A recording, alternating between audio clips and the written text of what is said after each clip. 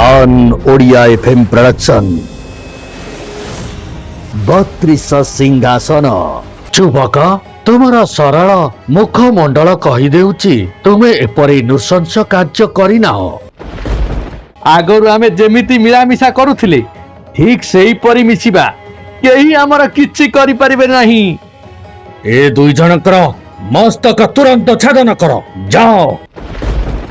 गुणभद्र अदूर रही गुणभद्र से दुहिंकर समस्त कथबार्ता शुणुथिले एवं कार्यकलाप देखुथिले। से मने मने नाना प्रमाद गणिबाकु लागिले। राजकुमारी सुरती प्रति तांक हृदय रे भीषण घृणा भाव जात हैला। अतिशय विस्मय सहकारे से पुणी चिंता करिबाकु लागिले। दुनिया रे एपरि विश्वासघातिनी नारी कोन केबे संभव? राजकुमारी होई जने पंगु युवक सहित गुप्त प्रेम, निजर स्वामी को हत्या करिबा पई मध्य संकल्पबद्ध। दिवालोकरे जांकर छाया स्पर्श करिबाकू राज कर्मचारी वृंद साहस करि पारंती नाही। से पुणी रात्रिर अंधकार रे गोटे विकलांग युवक निकटरे प्रेम प्रार्थिनी। पक्षीटीर भविष्यत कथन मने पड़ी जिबारु गुणभद्र व्यस्त होई पड़िले। आशंका कले आउ क्षणे मात्र विलंब होई गले हुएत एही पिशाचिनी तांकर मित्र को हत्या करिदेव। से शीघ्र सेठारु पळाई आसी यथा स्थान रे आत्मगोपन करी रहिले। किछि समय परे सुरती निशब्द रे कक्ष मध्य रे प्रवेश कला। हाथ रे तार शाणित तरबारी भीतर पटु कबाट बंद करिदेला। ताकू किए अनुसरण करुछि किंबा घर भितरे आउ किए अछि इत्यादि से आदौ चिंता करि नथिला। स्वामी को शଯ୍ୟା निकट को आसी से मुहूर्ते मात्र विलंब न करी तांक बेककू तरबारी द्वारा दुई खंड करी काटिदेला। एहा एते अल्प समय मध्यरे घटिगला जे गुणभद्र निजर गुप्त स्थानरू बाहरी आसी बाधा देवाकू समय पाई पारिले नाही। मुहूर्तकर विलंबरे से निजर प्राणप्रिय बंधुଙ୍କୁ हराई थिबारु दुखरे कांदी पकाइले। किछि समय परे क्रोधरे गर्जी उठी से सुरती को धिक्कार करी कहिबाकू लागिले, पिशाचिनी निजर देव प्रतिम स्वामी को निर्मम भावरे हत्या करिबा पई तू किपरि साहस करि पारिलु? से तोर कोनोसी क्षति न करिथिबा बेले तू सोइथिबा अवस्थारे तांकु मारी देई पारिलु? तो परि राक्षसी को उलग्न करी समस्तଙ୍କ सम्मुखरे पिटी पिटी मारी देबा उचित। निजर अवस्था शोचनीय तथा दयनीय होई पड़िथिबा कथा सुरती अनुभव कला। चतुरी उपस्थिति बुद्धि प्रयोग करी हठात चित्कार करी कांदी कांदी कहिबाकू लागिला, हे भगवान एठारे कोन केही नाहंती एही राक्षस को उपयुक्त शास्ति देबा पई? मोर देवता परी स्वामी को हत्या करी मोते मध्य हत्या करिबाकू उद्यम करुछि। एही परी गाली वर्षण करी सुरती विकल भावरे कांदिबाकू लागिला।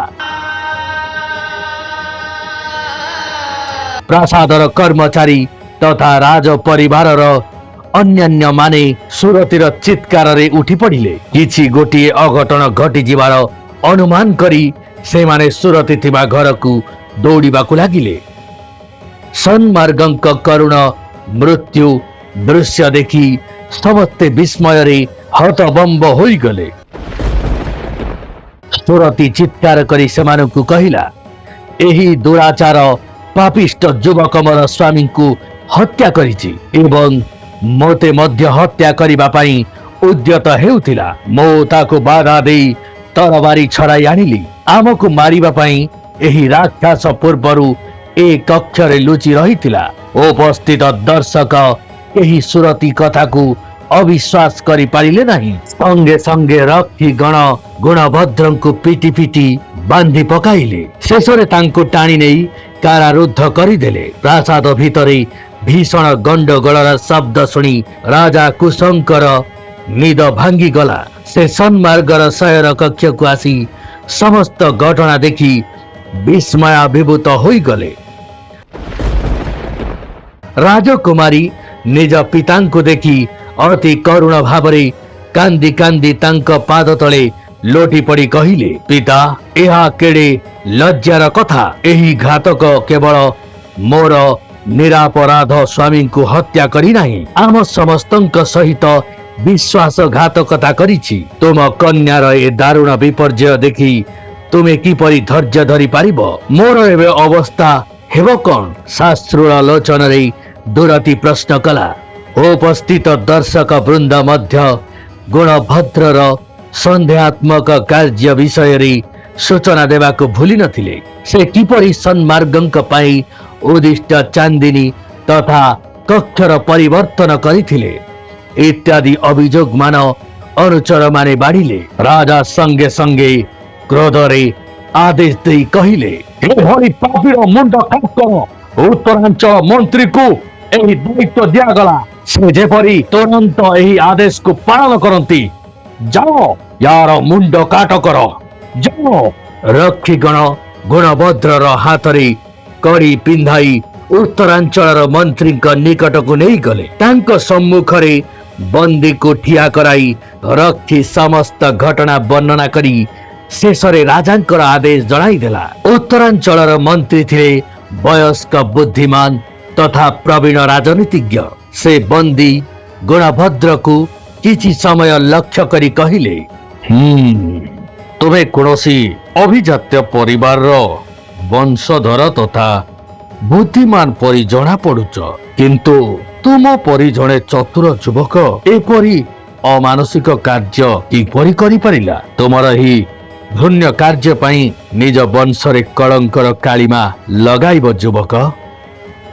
ମହାଶୟ, ମୋର ବଂଶ ପରମ୍ପରା ସମ୍ବନ୍ଧରେ ମୁଁ ସର୍ବଦା ସଚେତନ, କିନ୍ତୁ କିଏ କାହାର ଭାଗ୍ୟକୁ ବଦଳାଇ ଦେଇପାରିବ? ଯେତେବେଳେ ସମସ୍ତଙ୍କ ବିଚାରରେ ମୁଁ ଦୋଷୀ ବୋଲି ବିବେଚିତ, ସେତେବେଳେ ନିଶ୍ଚୟ ମୁଁ ଏହାର ଦଣ୍ଡ ପାଇବି। ଆପଣ ଅନୁଗ୍ରହ ପୂର୍ବକ ରାଜାଙ୍କର ଆଦେଶ ପାଳନ କରନ୍ତୁ। ଗୁଣଭଦ୍ର ବିନୟର ସହିତ କହିବା ପରେ ବନ୍ଦୀର ସରଳ ବକ୍ତବ୍ୟରେ ମନ୍ତ୍ରୀ ବିଚଳିତ ହୋଇ ପଡ଼ିଲେ। ସେ ଯୁବକଟିର ମୁଖମଣ୍ଡଳ ତନ୍ନ ତନ୍ନ କରି ଅନୁଧ୍ୟାନ କରିବାକୁ ଲାଗିଲେ। ଶେଷରେ ସେ ମନେ ମନେ ସ୍ଥିର ନିଶ୍ଚୟ ହେଲେ ଯେ ଏପରି ଜଘନ୍ୟ କାର୍ଯ୍ୟ କେବେ ଏହି ଯୁବକ କରି ନ ପାରେ। ତାର ମୁଖମଣ୍ଡଳରେ କଳଙ୍କର କାଳିମା ନାହିଁ, ତାହା ଚନ୍ଦ୍ର ପରି ପ୍ରଶାନ୍ତ ଓ ନିର୍ମଳ। ପୁନରାୟ ମନ୍ତ୍ରୀ ଚିନ୍ତା କରିବାକୁ ଲାଗିଲେ, ବୋଧହୁଏ ଏହା କୌଣସି ସ୍ତ୍ରୀ ଲୋକର ହୀନ କାର୍ଯ୍ୟ ହୋଇପାରେ। ଏପରି ଜଣେ ସରଳ ନିଷ୍ପାପ ଯୁବକର ଦୀପଶିଖା ଲିଭାଇ ଦେବାର ଗୁରୁ ଦାୟିତ୍ୱ ନେବାକୁ ସେ ସାହସ କରିପାରିଲେ ନାହିଁ। ସେ ରକ୍ଷୀଙ୍କୁ କିଛି ପାରିଶ୍ରମିକ ଦେଇ କହିଲେ, ତୁମେ ଏହି ବନ୍ଦୀଙ୍କୁ ପଶ୍ଚିମାଞ୍ଚଳ ମନ୍ତ୍ରୀ ମହୋଦୟଙ୍କ ନିକଟକୁ ନେଇଯାଇ ରାଜାଙ୍କର ଆଦେଶ ଜଣାଇ ଦିଅ। ରକ୍ଷୀ ଗୁଣଭଦ୍ରଙ୍କୁ ସଙ୍ଗରେ ଧରି ପୁନରାୟ ପଶ୍ଚିମାଞ୍ଚଳ ମନ୍ତ୍ରୀ ମହୋଦୟଙ୍କ ନିକଟକୁ ଗଲେ ଏବଂ ତାଙ୍କୁ ସମସ୍ତ ବିଷୟ କହିଲେ। ପଶ୍ଚିମାଞ୍ଚଳ ମନ୍ତ୍ରୀ ସବୁ ବିଷୟ ଶୁଣି ଦ୍ୱନ୍ଦ୍ୱରେ ପଡ଼ିଗଲେ, କୌଣସି ମତାମତ ଦେଇପାରିଲେ ନାହିଁ। ସେ ଜାଣନ୍ତି ଉତ୍ତରାଞ୍ଚଳ ମନ୍ତ୍ରୀ ଜଣେ ପ୍ରବୀଣ ରାଜନୀତିଜ୍ଞ, ଅଗାଧ ଜ୍ଞାନୀ ଏବଂ ବିଚକ୍ଷଣ ଚରିତ୍ର ଅନୁଧ୍ୟାନକାରୀ ବ୍ୟକ୍ତି। ସେ ଯେତେବେଳେ ଭାବୁଛନ୍ତି ଯୁବକଟିର କୌଣସି ଦୋଷ ନାହିଁ, ମୁଁ କିପରି ଏତେ ବଡ଼ ଗୁରୁ ଦାୟିତ୍ୱ ବହନ କରିବି? ରାଜ୍ୟ ଶାସନରେ କୌଣସି ବିଷମ ପରିସ୍ଥିତି ଉପୁଜିଲେ ଆମ୍ଭେମାନେ ତାଙ୍କର ଉପଦେଶ ଗ୍ରହଣ କରୁ।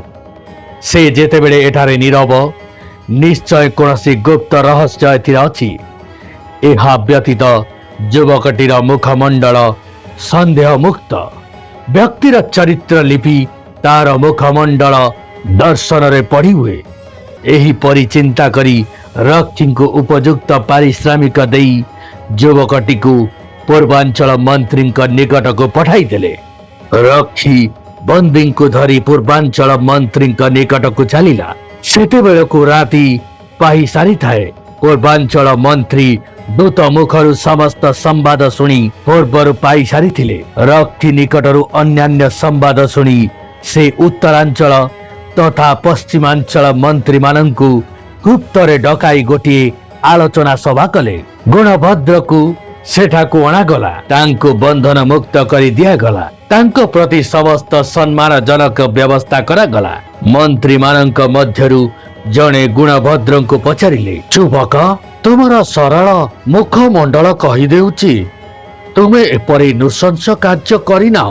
ତେବେ ସମସ୍ତେ ଯେତେବେଳେ ତୁମ ଉପରେ ଦୋଷ ଲଦି ଦେଉଛନ୍ତି, ତୁମକୁ ଆମର ଅନୁରୋଧ, ସତ୍ୟ କଥା ପ୍ରକାଶ କର। ଆମ୍ଭେମାନେ ସମସ୍ତେ ମିଳିତ ଭାବରେ ତୁମର ଜୀବନ ରକ୍ଷା କରିବା ପାଇଁ ଚେଷ୍ଟା କରିବୁ ଏବଂ ଦୋଷୀକୁ ଉପଯୁକ୍ତ ଦଣ୍ଡ ଦେବାର ବିହିତ ବ୍ୟବସ୍ଥା କରିବୁ। ଗୁଣଭଦ୍ର ବିନୟର ସହିତ ନିଜର ବକ୍ତବ୍ୟ ଆରମ୍ଭ କଲେ। ରାଜକୁମାର ସନ୍ମାର୍ଗ ଆଉ ମୁଁ ବାଲ୍ୟବନ୍ଧୁ। ଆମେ ଦୁହେଁ ଏକ ସମୟରେ ପାଠ ପଢିବା ଆରମ୍ଭ କରିଥିଲୁ। ଆଉ ଆମ ଦୁଇ ବନ୍ଧୁଙ୍କର ଏକା ଦିନରେ ବିବାହ ମଧ୍ୟ ହୋଇଥିଲା। ପାଠ ପଢି ସାରିବା ପରେ ପିତା ମାତାଙ୍କର ଅନୁମତି ନେଇ ନିଜ ନିଜର ଶ୍ୱଶୁର ଘରକୁ ଆସିଲୁ। ଆମ ଭିତରେ ସ୍ଥିର ହୋଇଥିଲା ଯେ ପ୍ରଥମେ ଆମେ ଏଠାକୁ ଆସିବୁ, ତାପରେ ମୁଁ ଏଠାରୁ କିଛି ଦିନ ପରେ ମୋର ଶ୍ୱଶୁର ଘରକୁ ଯାଇଥାନ୍ତି। ଅରଣ୍ୟରେ ଆମେ ଦୁଇ ବନ୍ଧୁ ଆସୁଥିବା ସମୟରେ ହଠାତ୍ ଗୋଟିଏ ପକ୍ଷୀ ରାବି ଉଠି କହିଲା ଯେ ମୋର ବନ୍ଧୁଙ୍କର ମୃତ୍ୟୁ ନିକଟ ପ୍ରାୟ। ପଶୁପକ୍ଷୀ ମାନଙ୍କର ଭାଷା ବୁଝିପାରିବାର ବିଦ୍ୟା ମୁଁ ହାସଲ କରିଥିବାରୁ ପକ୍ଷୀଟିର ଏହି କଥନରେ ମୁଁ ବିସ୍ମୟ ଆବିର୍ଭୂତ ହୋଇ ପଡ଼ିଲି। ମାତ୍ର ନିଜର ଜୀବନ ବିନିମୟରେ ମିତ୍ରର ଜୀବନ ରକ୍ଷା କରିବା ପାଇଁ ମୁଁ ମନେ ମନେ ପ୍ରତିଜ୍ଞା କଲି। ସେଇଥିପାଇଁ ସାଙ୍ଗଙ୍କ ପାଇଁ ଆସିଥିବା ପାଲିଙ୍କିରେ ମୁଁ ବସି ମୋ ପାଇଁ ଆସିଥିବା ଚାନ୍ଦିନୀରେ ବନ୍ଧୁଙ୍କୁ ବସିବାକୁ କହିଲି। ସେହିପରି କକ୍ଷର ମଧ୍ୟ ପରିବର୍ତ୍ତନ କରିଥିଲି।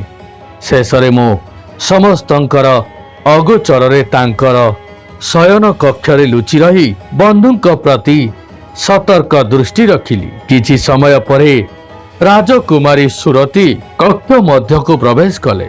ତାଙ୍କର ସ୍ୱାମୀ ସେତେବେଳକୁ ପଥ କ୍ଳାନ୍ତି ହେତୁ ଗଭୀର ନିଦ୍ରାରେ ଶୋଇ ଯାଇଥିଲେ। ସୁରତି ଦେବୀ ସେଠାରେ ଅଳ୍ପ ସମୟ ରହି ଆଣିଥିବା ସୁମିଷ୍ଟ ଖାଦ୍ୟ କିଛି ସଙ୍ଗରେ ଧରି ପ୍ରାସାଦର ଗୁପ୍ତ ପଥ ଦେଇ ବାହାରକୁ ଚାଲି ଆସିଲେ। ସେତେବେଳକୁ ମଧ୍ୟ ରାତ୍ର। ମୁଁ ତାଙ୍କର ଛାୟା ଅନୁସରଣ କରି କରି ତାଙ୍କ ପଛରେ ନିଶବ୍ଦରେ ଚାଲିଲି। ପ୍ରାସାଦର ଉତ୍ତର ଦିଗରେ ଥିବା ଗୋଟିଏ ଜରାଜୀର୍ଣ୍ଣ ଗୃହ ମଧ୍ୟକୁ ରାଜକୁମାରୀ ଚାଲିଗଲେ। ସେଠାରେ ଜଣେ ପଙ୍ଗୁ ଯୁବକ ରହୁଛନ୍ତି। ସେ ରାଜକୁମାରୀଙ୍କର ଗୁପ୍ତ ପ୍ରେମିକ। ସେ ତାଙ୍କରି କଥା ଅନୁସାରେ ତରବାରୀ ହାତରେ ଧରି ରାଜପ୍ରାସାଦ ମଧ୍ୟକୁ ଶୀଘ୍ର ଶୀଘ୍ର ଚାଲି ଆସିଲେ ଏବଂ ସଙ୍ଗେ ସଙ୍ଗେ ଶୋଇଥିବା ନିଜର ସ୍ୱାମୀଙ୍କୁ ଦୁଇ ଖଣ୍ଡ କରି କାଟିଦେଲେ। ଏହା ଏତେ ଶୀଘ୍ର ଘଟିଗଲା ଯେ ମୁଁ ମୋର ଗୁପ୍ତ ସ୍ଥାନରୁ ବାହାରି ଆସି ବାଧା ଦେବାକୁ ସମୟ ପାଇପାରିଲି ନାହିଁ। ମୋର ମୁହୂର୍ତ୍ତକର ବିଳମ୍ବ ହେତୁ ବନ୍ଧୁଙ୍କୁ ଚିରଦିନ ହରାଇବାକୁ ପଡ଼ିଲା। ନିଜକୁ ବଞ୍ଚାଇବା ପାଇଁ ସୁରତି ଦେବୀ ମୋ ମୁଣ୍ଡରେ ସମସ୍ତ ଦୋଷ ଲଦି ଦେଇଛନ୍ତି। ଏହା ହିଁ ସମସ୍ତ ସତ୍ୟ ଘଟଣା। କିଛି ସମୟ ନୀରବ ରହି ଗୁଣଭଦ୍ର ପୁଣି କହିଲେ, ମୋର ଆପଣମାନଙ୍କ ନିକଟରେ ଗୋଟିଏ ମାତ୍ର ଅନୁରୋଧ। ଅନୁଗ୍ରହ ପୂର୍ବକ ମୋର ମିତ୍ରଙ୍କର ଶବ ବ୍ୟବଚ୍ଛେଦ ନ କରି ସୁରକ୍ଷା କରିବାର ବ୍ୟବସ୍ଥା କରିବେ। ମନ୍ତ୍ରୀ ବୃନ୍ଦ ଗୁଣଭଦ୍ରର କଥାରେ ବିଶ୍ୱାସ ସ୍ଥାପନ କରି ସନ୍ତୋଷ ପ୍ରକାଶ କଲେ। ସେହି ଦିନ ରାତିରେ ଏହାର ଗୁପ୍ତ ଅନୁସନ୍ଧାନ କରିବା ପାଇଁ ସେମାନେ ସ୍ଥିର କଲେ। ସନ୍ମାର୍ଗର ମୃତ୍ୟୁ ଶରୀରର ସମସ୍ତ ପ୍ରକାର ସୁରକ୍ଷା ପାଇଁ ମଧ୍ୟ ବ୍ୟବସ୍ଥା କରାଗଲା। ରାଜାଙ୍କୁ ଗୋଟିଏ ପକ୍ଷୀର ରକ୍ତ ଦେଖାଇ ମନ୍ତ୍ରୀମାନେ କହିଲେ ଯେ ତାଙ୍କର ଅନ୍ତ୍ୟେଷ୍ଟିକ୍ରିୟା ଭଲ ଭାବରେ ପାଳନ କରାଯାଇଛି। ପୂର୍ବ ଯୋଜନା ଅନୁସାରେ 4 ମନ୍ତ୍ରୀ, କେତେକ ନଗର ରକ୍ଷୀ ଏବଂ ଗୁଣଭଦ୍ର ରାତି ଅଧରେ ପଙ୍ଗୁ ଯୁବକ ରହୁଥିବା ଘର ନିକଟରେ ଲୁଚି ରହିଲେ। ପ୍ରାସାଦର ଅନ୍ୟ କେହି ଏହା ଜାଣିପାରି ନଥିଲେ। ରାତ୍ରିର ଶେଷ ପ୍ରହରରେ ରାଜକନ୍ୟା ସୁରତିର ଅସ୍ପଷ୍ଟ ଛାୟା ମୂର୍ତ୍ତି ଦୂରରୁ ଦେଖାଗଲା। ସେ ଗୋଟିଏ ଗୁପ୍ତ ଦ୍ୱାର ଦେଇ ପ୍ରାସାଦରୁ ବାହାରି ଆସିଲା। ଅତି ସତର୍କତାର ସହିତ ସେ ଭଗ୍ନ ଗୃହ ନିକଟରେ ପହଞ୍ଚି ମୃଦୁ କରାଘାତ କଲା। କିଛି ସମୟ ପରେ କବାଟ ଖୋଲିଗଲା। ସୁରତି ଭିତରକୁ ଯାଇ କବାଟ ବନ୍ଦ କରିଦେଲା। ପୂର୍ବ କଳ୍ପିତ ଯୋଜନା ଅନୁଯାୟୀ ସମସ୍ତେ ଘରର ନିକଟକୁ ଆସି ଦୁଇ ଜଣଙ୍କର କଥାବାର୍ତ୍ତା ଶୁଣିବା ପାଇଁ ଅପେକ୍ଷା କରି ରହିଲେ। ବିରକ୍ତ ବ୍ୟଞ୍ଜନ ସ୍ୱରରେ ପଙ୍ଗୁ ଯୁବକ ପ୍ରଶ୍ନ କଲା, ସୁରତି, ତୁ ମୋର ଆଦେଶ ଅନୁସାରେ କାର୍ଯ୍ୟ କରିଛୁ ତ? ଯଦି ସେ କାର୍ଯ୍ୟ ନ କରିଥାଉ ତେବେ ଏଇଠୁ ଫେରିଯା। ଯାହା ଆପଣ କହିଥିଲେ ସେ ସମସ୍ତ ମୁଁ ପାଳନ କରିଛି। ମୁଁ କେବଳ ମୋର ସ୍ୱାମୀଙ୍କୁ ହତ୍ୟା କରିନାହିଁ, ତାଙ୍କର ବନ୍ଧୁ ଗୁଣଭଦ୍ରଙ୍କୁ ମଧ୍ୟ ଦୋଷୀ ରୂପେ ପରିଚିତ କରାଇ ଫାଶୀ ପାଇବାର ବ୍ୟବସ୍ଥା କରିଦେଇଛି। ଗର୍ବର ସହିତ ରାଜକୁମାରୀ ନିଜର ମତାମତ ପ୍ରକାଶ କଲା। ମୁଁ ଜାଣେ ତୁ ନିଶ୍ଚୟ ଏହା କରିପାରିବୁ। ବର୍ତ୍ତମାନ ଆମେ ନିଷ୍କଣ୍ଟକ। ଆଗରୁ ଆମେ ଯେମିତି ମିଳାମିଶା କରୁଥିଲେ ଠିକ୍ ସେହିପରି ମିଶିବା। କେହି ଆମର କିଛି କରିପାରିବେ ନାହିଁ। ହଁ। ଏହା କହି ପଙ୍ଗୁ ଯୁବକ ସୁରତିର ଆରକ୍ତ ମୁଖମଣ୍ଡଳରେ ଗାଢ ଚୁମ୍ବନ ଆଙ୍କିଦେଲା। ସେ ଆଣିଥିବା ସୁମିଷ୍ଟ ଖାଦ୍ୟ ପଦାର୍ଥ ଦୁହେଁ ଖାଇଲେ। ମନ୍ତ୍ରୀ ବୃନ୍ଦଙ୍କର ସମସ୍ତ ସନ୍ଦେହ ମୋଚନ ହୋଇଗଲା। ଏହାଠାରୁ ଆଉ କୌଣସି ଦୃଢ ପ୍ରମାଣ ନାହିଁ ବୋଲି ସମସ୍ତେ ଅନୁଭବ କଲେ। ଉତ୍ତରାଞ୍ଚଳର ମନ୍ତ୍ରୀ ମହୋଦୟ ସଙ୍ଗେ ସଙ୍ଗେ ରକ୍ଷୀଙ୍କୁ ନିର୍ଦ୍ଦେଶ ଦେଇ କହିଲେ, ଏହି ଦୁଇ ଜଣଙ୍କୁ ତୁରନ୍ତ ବନ୍ଦୀ କର। ରକ୍ଷୀଗଣ ଆଦେଶ ପାଇବା ସଙ୍ଗେ ସଙ୍ଗେ କବାଟ ଭାଙ୍ଗି ପଶି ସେ ଦୁଇ ଜଣଙ୍କୁ ବନ୍ଦୀ କରି ରାଜପ୍ରାସାଦକୁ ନେଇ ଆସିଲେ। ରାତି ପାହିବା ପାଇଁ ତଥାପି କିଛି ସମୟ ବାକି ଥିଲା। ରାଜା କୁଶ ଶଯ୍ୟା ତ୍ୟାଗ କରିବା ସଙ୍ଗେ ସଙ୍ଗେ ମନ୍ତ୍ରୀ ବୃନ୍ଦ ଗୁଣଭଦ୍ର ତଥା ରକ୍ଷୀ ମାନଙ୍କ ସହିତ ବନ୍ଦୀ ଦୁଇ ଜଣ ସେଠାରେ ଉପସ୍ଥିତ ହେଲେ। ରାଜା ନିଜର କନ୍ୟାକୁ ବନ୍ଦିନୀ ଅବସ୍ଥାରେ ଦେଖି ଆଶ୍ଚର୍ଯ୍ୟାନ୍ୱିତ ହୋଇଗଲେ। ଗୁଣଭଦ୍ରକୁ ଜୀବିତ ଅବସ୍ଥାରେ ଦେଖି ଆହୁରି ଆଶ୍ଚର୍ଯ୍ୟ ହେଲେ। ମହାମନ୍ତ୍ରୀ, ଗତକାଲି ଯାହାର ମସ୍ତକ ଛେଦନ ହୋଇଗଲା ଆଜି ସେ କିପରି ମୋ ସମ୍ମୁଖରେ ଦଣ୍ଡାୟମାନ? ମୋର କନ୍ୟା ସୁରତିକୁ କାହିଁକି ବନ୍ଦୀ କରାଯାଇଛି? ମୁଁ ଏସବୁ କିଛି ବୁଝିପାରୁନାହିଁ। ବିସ୍ମୟ ବିଜୟିତ ଭାବରେ ରାଜା ପଚାରିଲେ। ଗୁଣଭଦ୍ର ରାଜାଙ୍କୁ ସମସ୍ତ ବିଷୟ କହିଲେ। ମନ୍ତ୍ରୀ ବୃନ୍ଦ ଏହାକୁ ଦୃଢ ସମର୍ଥନ କରିବା ସଙ୍ଗେ ସଙ୍ଗେ ନିଜ ନିଜର ଚାକ୍ଷୁଷ ପ୍ରମାଣ କଥା କହିଲେ। ଲଜ୍ଜା ଏବଂ ଅପମାନରେ ରାଜାଙ୍କର ମସ୍ତକ ତଳକୁ ହୋଇଗଲା। ସେ କ୍ରୋଧରେ ଗର୍ଜି ଉଠି କହିଲେ, ଏପରି କୁଳ କଳଙ୍କିନୀ କନ୍ୟାର ମୁଖ ଦର୍ଶନ କରିବା ମହାପାପ। ଏ ଦୁଇ ଜଣଙ୍କର ମସ୍ତକ ତୁରନ୍ତ ଛେଦନ କର। ଯାଅ। ରାଜାଙ୍କର ଆଦେଶ ସଙ୍ଗେ ସଙ୍ଗେ ପାଳନ କରାଗଲା। କାବାଳିକ ଶିକାରୀ ଯୁବକ ସିଂହର ଉପରୋକ୍ତ ଗଳ୍ପଟି ଶୁଣାଇ କହିଲା, ସନ୍ମାର୍ଗ ଓ ଗୁଣଭଦ୍ର ପରି ଅନ୍ତରଙ୍ଗ ବନ୍ଧୁ ହେବା ଉଚିତ, କିନ୍ତୁ କୃତଜ୍ଞ ଚିତ୍ରସେନ ପରି ନୁହେଁ। ଏହା କହି ରାଜକୁମାରୀ ଚମ୍ପକବତୀ ନୀରବ ରହିଲେ। ନାରୀ ରୂପୀ ଛଦ୍ମବେଶୀ ବିକ୍ରମାଦିତ୍ୟ ପ୍ରଶ୍ନ କଲେ, ବାନ୍ଧବୀ ଗଳ୍ପଟିକୁ ଚରମ ପର୍ଯ୍ୟାୟକୁ ନେଇଯାଇ ବନ୍ଦ କରିଦେଉଛ କାହିଁକି? ବିଚରା ଶିକାରୀ ଯୁବକ ସିଂହର ଅବସ୍ଥା କଣ ହେଲା? ସନ୍ମାର୍ଗର ମୃତ୍ୟୁ ଶରୀର ତଥା ଶେଷରେ ଗୁଣଭଦ୍ରର କଣ ହେଲା? ସବୁ କୁହ। ତେବେ ଶୁଣ। ରାଜକୁମାରୀ ଚମ୍ପକବତୀ କହିଲେ। ତାଙ୍କର ମୁଖମଣ୍ଡଳରେ ସ୍ମିତ ହାସ୍ୟ ରେଖା ଫୁଟି ଉଠିଲା।